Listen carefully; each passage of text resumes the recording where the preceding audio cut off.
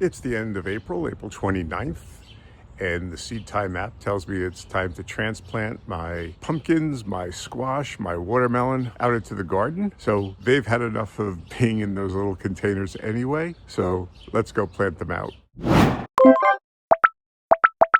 This is really why I shouldn't plant so many seedlings of a particular variety if I just want like one or two plants, because I always have a hard time choosing which ones I'm going to plant and then letting the others go. So I'm not going to do that.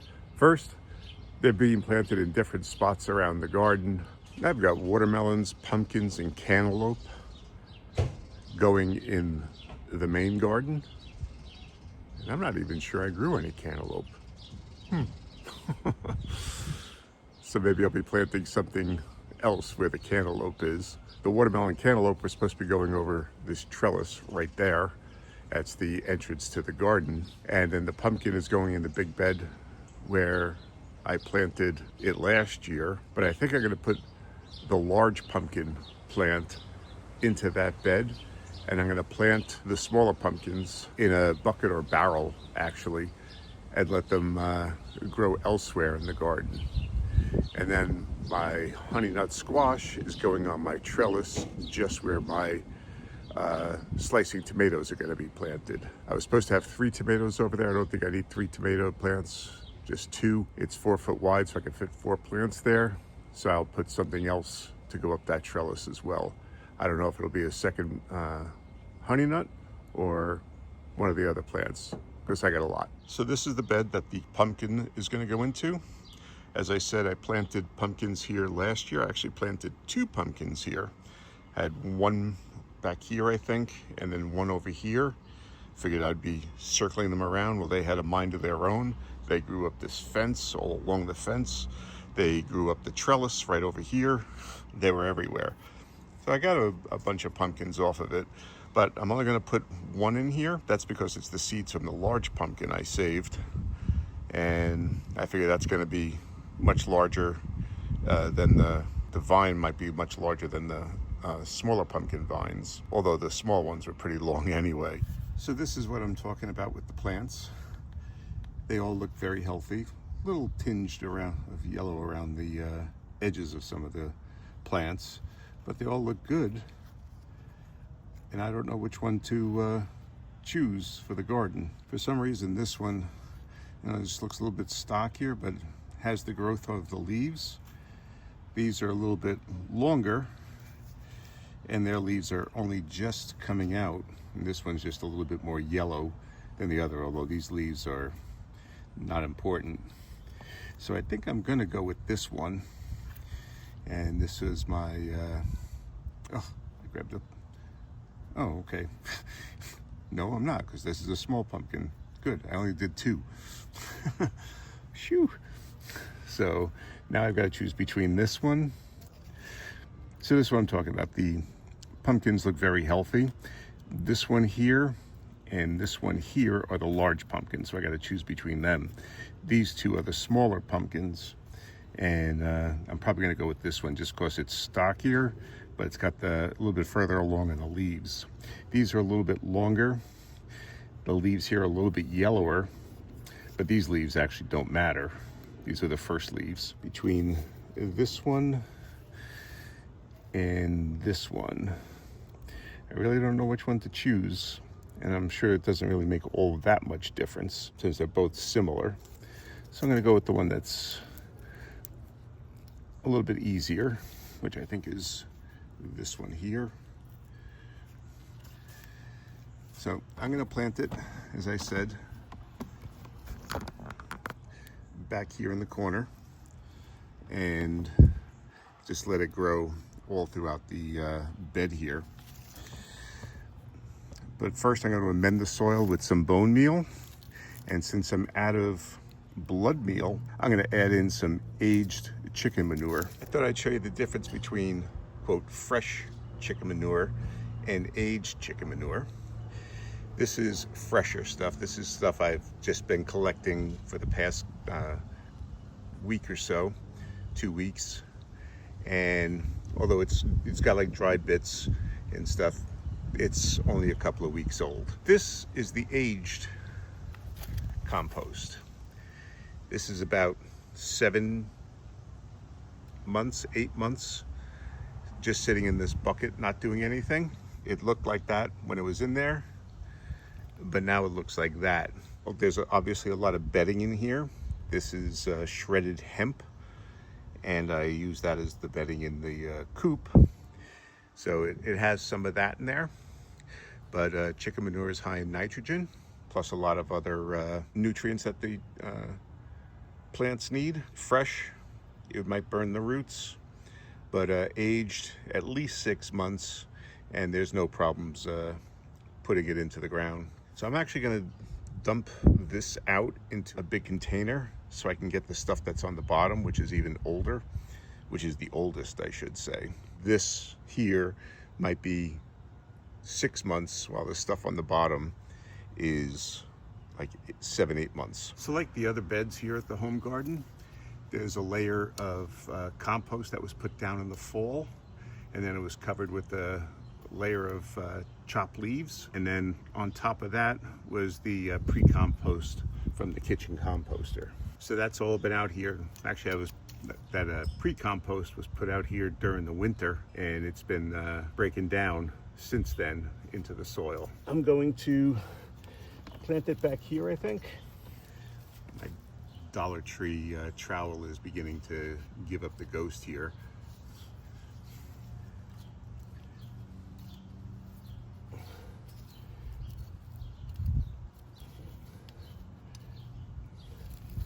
So, should break on me any minute. But as you can see, this soil is really nice, dark, rich, and it's full of nutrients. But I'm gonna give it some bone meal. Just gonna throw a handful on top of the space. I'm just gonna take a small trowel full of the chicken manure, and I'm gonna throw that on there. This is from the bottom of the bucket.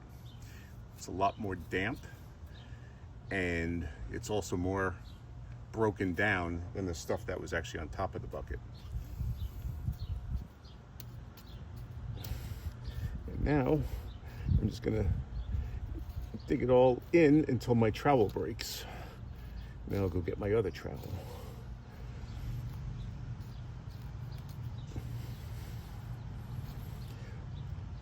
Throughout the growing season, I'll end up side dressing with more of the chicken manure. A lot of worms in here. Okay. Let me get that down deeper so that the roots will actually grow down into the fertilizer. Okay.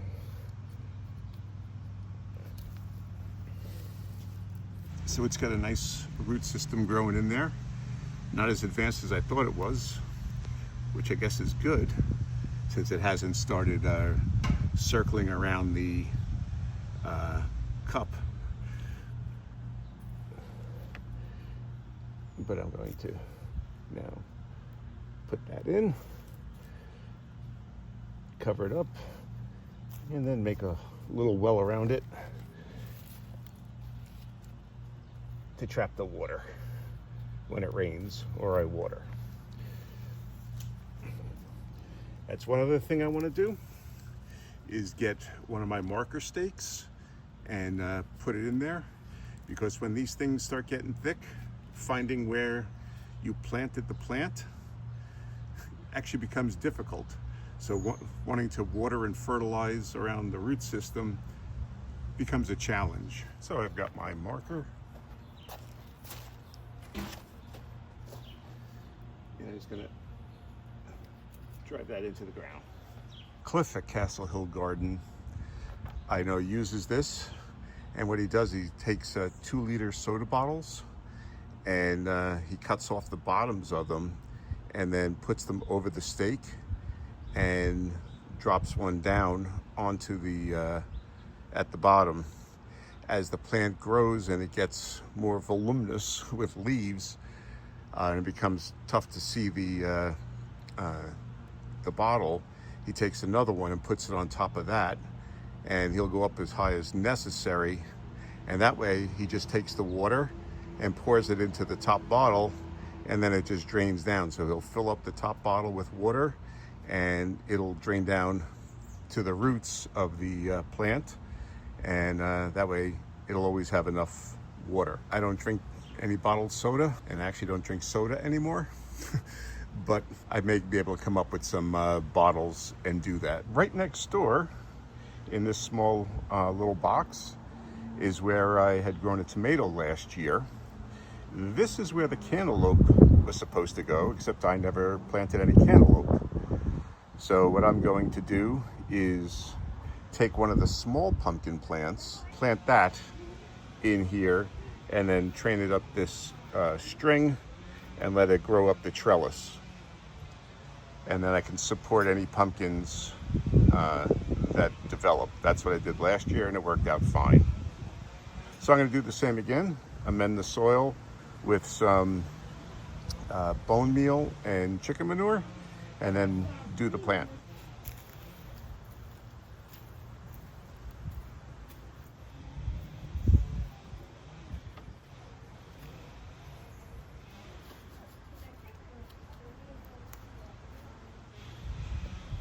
Okay, it broke. We'll take this plant and we'll put it in.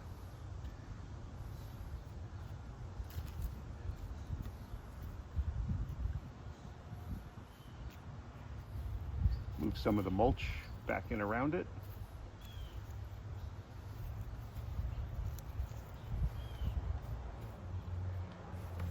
And then as the plant grows, I'll end up training it around the string. So as it turns out, my watermelon plants actually aren't ready. So what I'm going to do is plant the honeynut squash here, 2 of them. And then right next door, I'm going to be planting my 2 slicing tomatoes.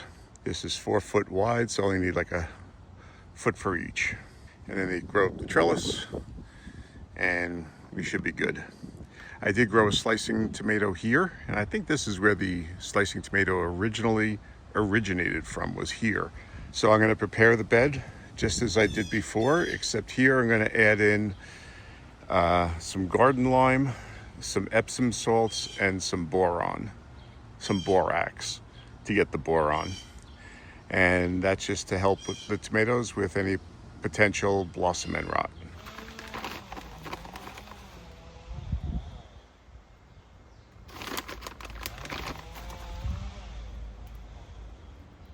You don't need much Epsom salts or the borax. Little goes a long way.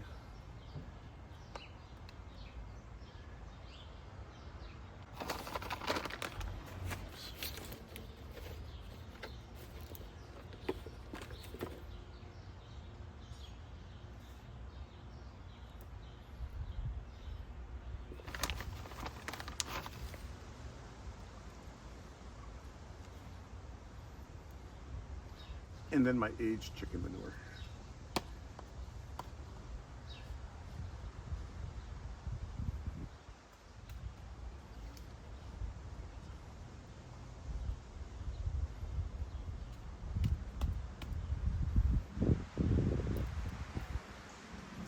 And I couldn't find my other trowel, so I'm going to use my hand fork. I painted all my tool handles nice bright yellow so I could easily find them. Apparently that doesn't work with the trowel.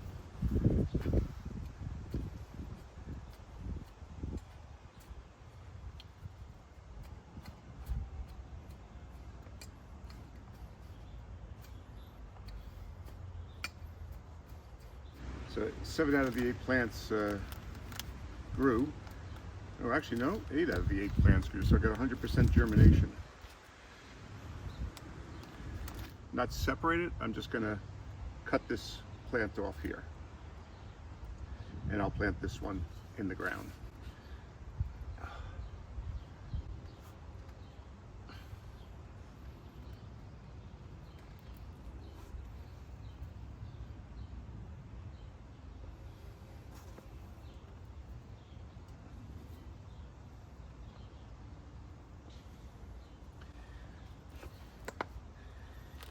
And then right around here, I'll plant the other one.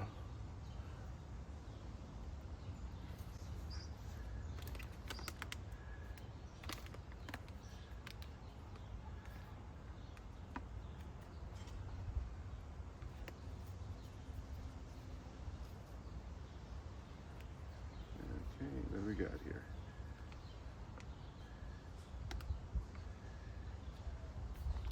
All right, we'll take them out of this batch.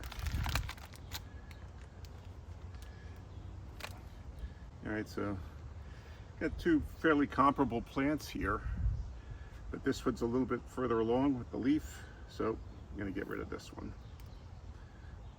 And then we'll plant this one in the ground.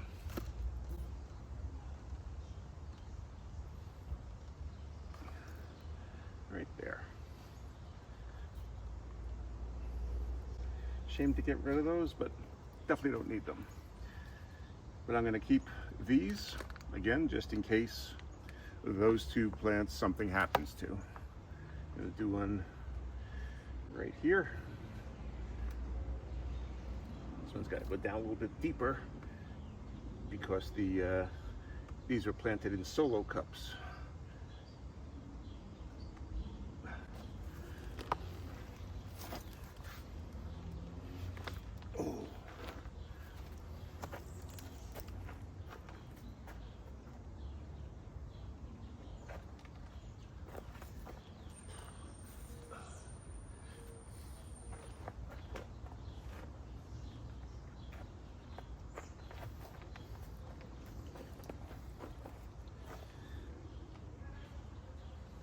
So, as you can see, they're doing really well. They're growing up very strong. You can only imagine what the roots look like in here. Not as extensive as I thought it was, again. So, we're just going to plant it in here. I'm not worrying about planting it deeper or anything like that. We'll just keep it to the same depth. Just hold it in place. And again, these are for a volunteer tomato, a slicing tomato.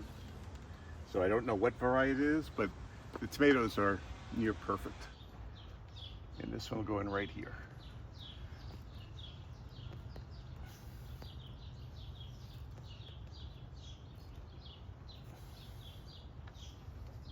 I'll pinch off these bottom leaves though.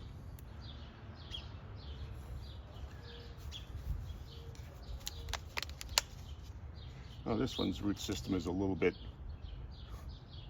more extensive. So we'll put that one right in here.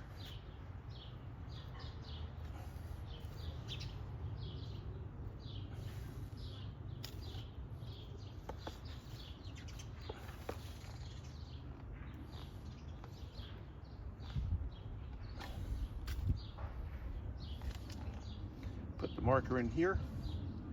I do have another one or two slicing tomato plants in the greenhouse, so if I need them, they're available. It's a relatively quick planting. We got 2 pumpkin plants in, 2 butternut squash, honeynut squash, and 2 tomatoes. This weekend, I'll be planting my Roma tomatoes down at the Victory Garden. My peppers will be going out down at the Victory Garden. The cucumber plants should be going out soon too.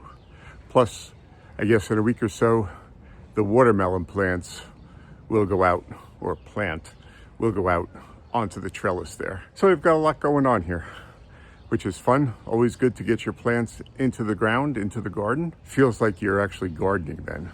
But if you want to see what we're doing in the garden last week, check out this video right here, and then subscribe and hit that notification bell. And that way you'll be able to follow along in the progress on all of our vegetables as we try to grow a supermarket in our own backyard. Okay, thanks for watching.